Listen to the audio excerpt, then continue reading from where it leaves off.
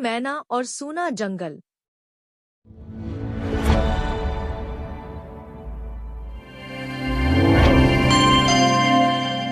एक समय की बात है, एक हरा भरा जंगल था जहां हर सुबह पक्षियों की मधुर आवाजें गूंजती थी। उसी जंगल में एक मैना रहती थी। उसकी आवाज बहुत तेज थी और उसे बोलना बहुत पसंद था।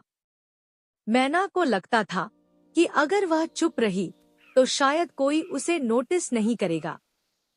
इसलिए वह हर समय कुछ न कुछ बोलती रहती, बिना रुके, बिना सोचे, बिना यह समझे कि सामने वाला सुनना भी चाहता है या नहीं।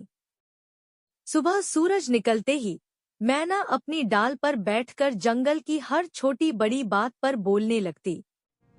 कौन कहाँ जा रहा है, कौन क्या कर रहा है, किसने क्या कहा, हर बात उसकी आवाज से पूरे जंगल में फैल जाती। धीरे धीरे जानवरों को यह लगने लगा कि जंगल में शांति नाम की चीज बची ही नहीं है। हिरण अब पानी पीते समय भी चौकन्ना रहने लगे, खरगोश ध्यान से खाना नहीं खा पाते और बूढ़े कछुए का तो दिन में आराम करना ही मुश्किल हो गया। शुरू में जंगल के जानवरों ने मैना की बातों को मजाक में लिया। उन्हें लगा कि वह बस थोड़ी ज्यादा बोलती है, समय के साथ शांत हो जाएगी। लेकिन ऐसा नहीं हुआ। समय बीतता गया और मैना की आवाज और ऊंची होती गई। उसे बोलते देख लगता था जैसे चुप्पी से उसे डर लगता हो। अगर कुछ देर जंगल शांत रहता तो मैना और जोर से बोलने लगती, मानो शांति को तोड़ना उसका काम हो। धीरे धीरे जंगल का माहौल बदलने लगा। जानवर एक दूसरे से कम मिलने लगे।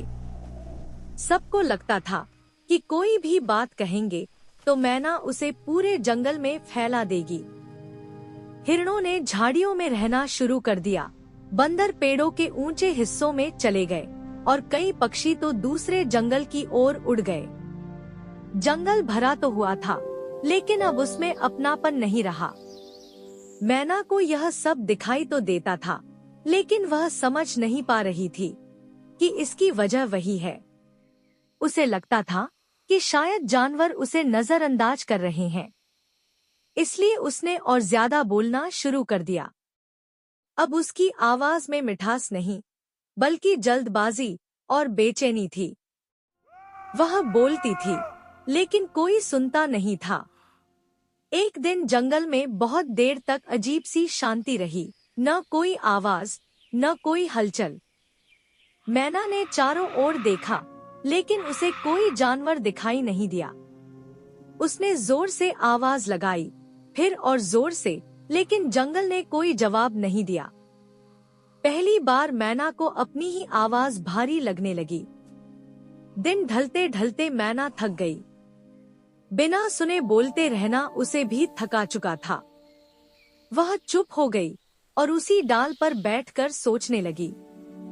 उसे एहसास हुआ कि उसने कभी यह जानने की कोशिश ही नहीं की कि बाकी जानवर क्या महसूस करते हैं।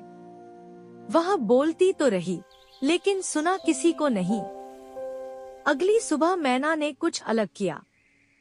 सूरज निकला, जंगल शांत था, लेकिन मैना चुप रही। जब एक हिरण पास से गुजरा तो उसने कुछ नहीं कहा। जब खरगोश दौड़ता हुआ दिखा, तब भी वह चुप रही। धीरे धीरे जानवरों ने यह बदलाव महसूस किया। उन्हें लगा कि जंगल फिर से वैसा ही हो रहा है जैसा पहले था।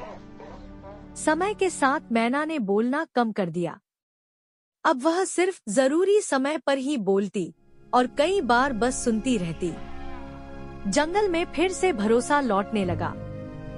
जानवर वापस आने लगे, आवाजें संतुलित हो गईं और शांति फिर से जंगल की पहचान बन गई। मैना ने समझ लिया कि आवाज का मतलब सिर्फ बोलना नहीं होता, बल्कि सही समय पर चुप रहना भी उतना ही जरूरी होता है।